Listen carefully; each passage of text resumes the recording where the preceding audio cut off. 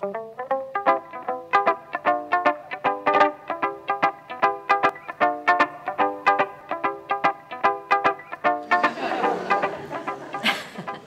couple of months ago, there was a news item that got picked up, widely disseminated, about some organization that did a study on what is the most generous people on the planet, and we did not come in #1.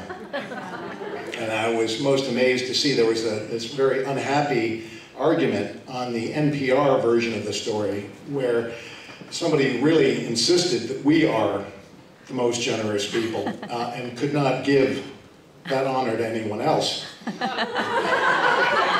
Especially given that #1 is Burma.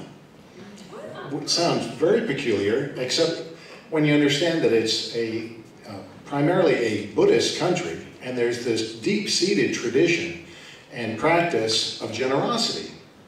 And that everything you give away, every act of kindness, every generous gesture is an opportunity, like a lottery ticket, for a more favorable incarnation. And in a country that's been desperate with an oppressive dictatorship for a half-century, you'll take whatever opportunity you can for a better deal, even if it's not in this lifetime. So I had my experience with Burmese generosity when I did my first 10-day Vipassana meditation course back in the summer of 1991.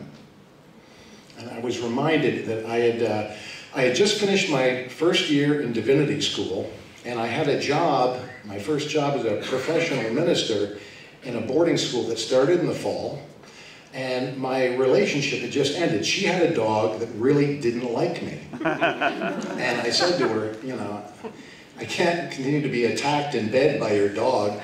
And she said, the boyfriends come and go, but the dog stays. And so that was pretty much it.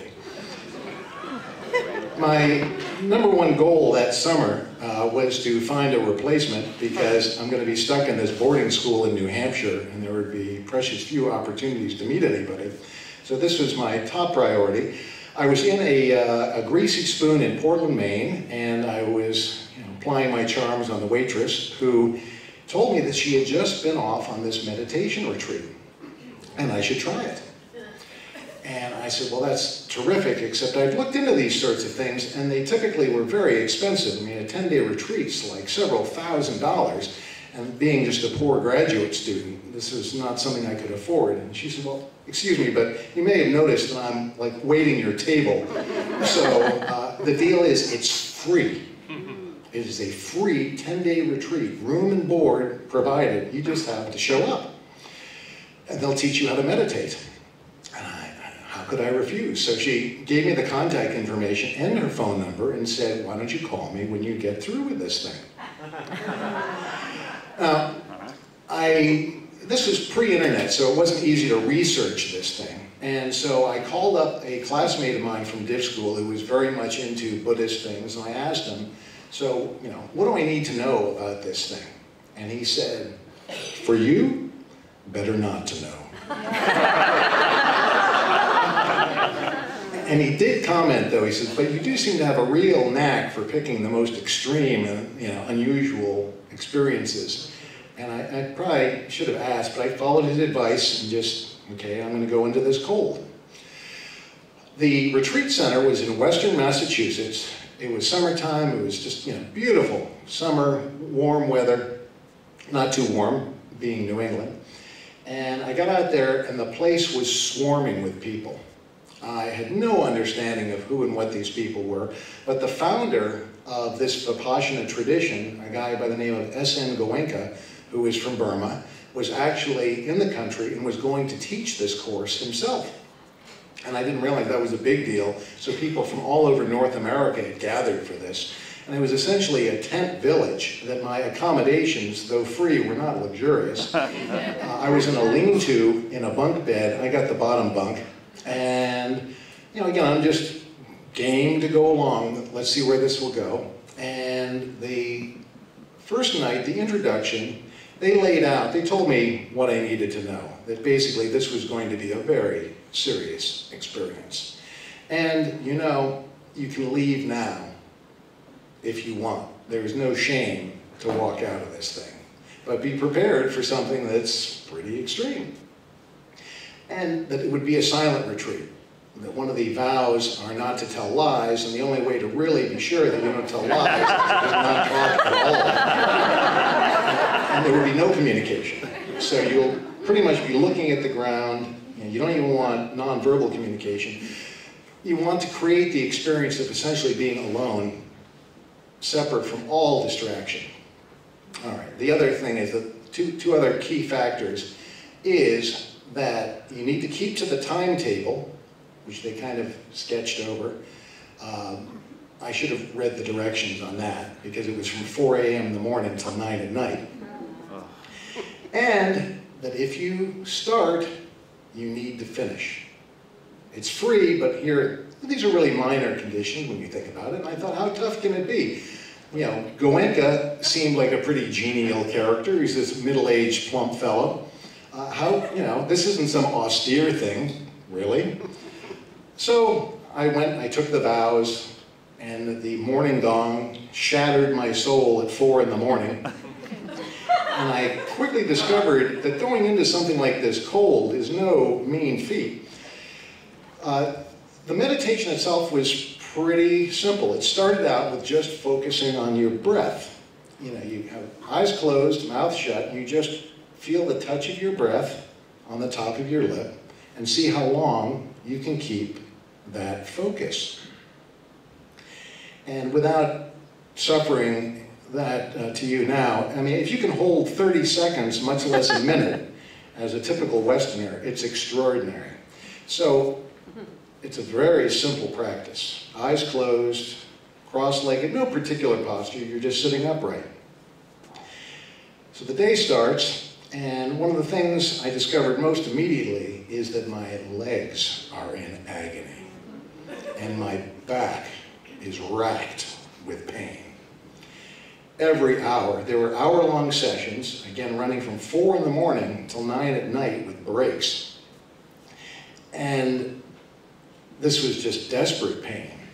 And amazingly, the hour would finish, you know, I'm sitting there, my mind is telling me, you need to leave because your legs are permanently damaged, your back will be crippled for life. And then the hour ended, and the pain would just vanish. They explained in the nightly Dhamma talk that what these really were, this wasn't pain. These were previous lifetimes' impurities coming to the surface. So really don't be too concerned. This is good, what's happening here. So the pain was bad and very distracting. Again, draws attention away from your breath because you're focused on this agony. But when I did have moments of peace from that, the mind just went spinning off. And the ego will throw out whatever it can that will most shake your focus. And for me, what that was it played the tape again and again every time I'd ever been rejected by a woman. And not just that, but that I had been rejected because I had said or done something stupid and deserved it. And this just played again and again. And that was only interrupted by, I should have been warned about this. When I drove to the center, I was listening to an oldie station. And one of the last things I heard was, Mrs. Brown, you've got a lovely daughter. So that went around and around and around and around. Particularly the cheesy little, the ukulele opening, that would just start, and I would just have to go. Here we go again. Now, again, if I hadn't made such a solemn vow and taken myself seriously when I did that, I probably would have split. But we were moving on, and it was getting somewhat better. I mean, the meditation hall was jammed full of people, and they seemed to be not having a problem. You know, they must have been in agony too, but you don't know that. So here I am thinking, God, what am I going to do? Then we moved to the next phase. So we got this single focus of meditation, and then the next thing is you take that focus and you just survey your body and observe sensation. And that is what Vipassana is. It just means sensation in Pali. And this was extraordinary in that as the meditation advanced, that I was able to get a better body sense. So it was more tolerable, except there was one extra thing. Again, this business about trying to keep to the schedule. And it was extremely rigorous, and you get through the Dhamma talk at 9 o'clock and run back to your bunk and go to sleep, get up again and do it. And not long into this, my bunkmate started talking in his sleep. And he only said 2 words, again and again. Dude, man.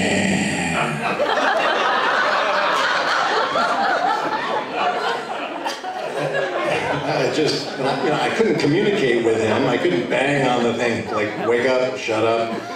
So I just suffered this. And after a couple of days of this, finally, I had to seek out counsel with one of the teachers because this was intolerable. And I took my vow of silence very seriously. And so I pared it down. I thought very carefully what I'm going to say to express this. And I got it down to like, a few words. And I said to the teacher, my bunkmate talks in his sleep. And there was this pause. And he looks at me and says, the perfect opportunity for detachment. And that was it. I was like, okay, I guess I won't be coming here for help. So the sit went on, and I did settle down, and I observed the sensation. The pain was still there, but something truly extraordinary did happen about 7 or 8 days in, where it's sort of like if you take a word that you know, and you say it over and over and over again, the word loses its meaning.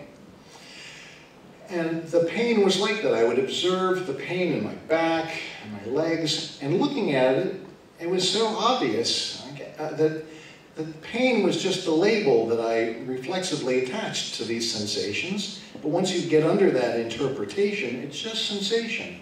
And pleasure is like that too. And that was really the basic teaching, that watch your reactive mind and observe the sensation. Get under your interpretation of the sensation. And as that went deeper, and understanding the conventional reaction to the whole world and my whole sense of self, this very strange thing happened, that my whole sense of physical self and of time and identity just melted into the mat. And for a very brief moment, I had the experience of what egolessness truly is. And moments later, I was like, wow, let's do it again. And the moment passed, but the experience is still in my bones.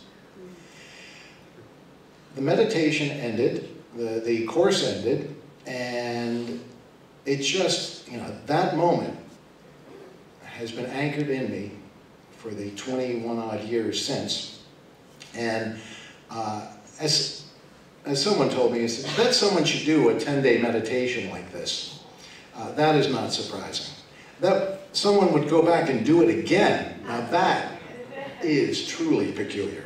But I did go back and found that, just as my friend had said, the trick was to have no expectations, to try to recapture that beginner's mind.